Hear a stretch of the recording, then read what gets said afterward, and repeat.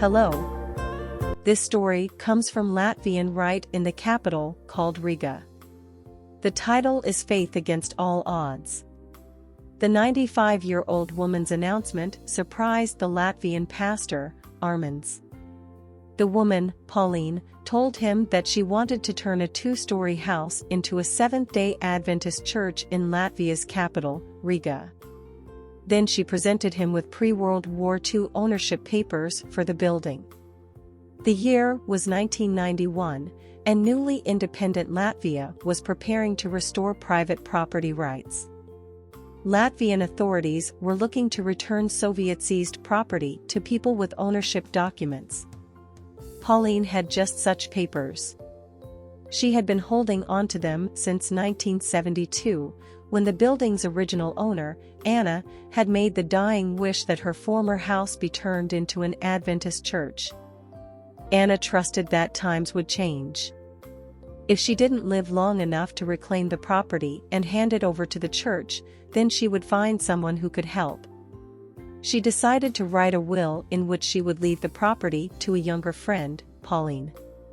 In 1963, Anna signed a will leaving the property to Pauline on the condition that Anna transfer it to the Adventist church. She also passed over the ownership papers to Pauline. The will was signed by a lawyer and two witnesses who were church members. In reality, it was a fantasy document because it didn't have any legal power. Under Soviet law, Anna didn't own anything. The property, like all other formerly private property, had been nationalized. Anna didn't live to see her dream come true. She died in her 80s in 1972, nearly 20 years before Latvia gained independence. Shortly after Latvia became independent in 1991, Pauline resolved to make good on her promise to Anna.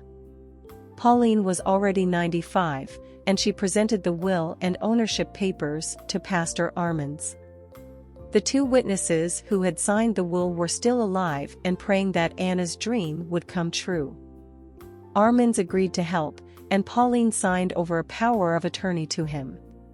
He needed to unwind the situation and explain to the authorities that the property belonged to Pauline. It was quite a long process. Complicating matters, Pauline's own children and grandchildren, who were not church members, demanded that the property be kept in the family. But in the end, Anna's dream prevailed. Pauline received ownership of the property and handed it over to the Adventist church. The church gratefully accepted the generous gift and began holding meetings on the property. Construction was completed on a new church building on the property in 2004, 4 years after Pauline died at 104.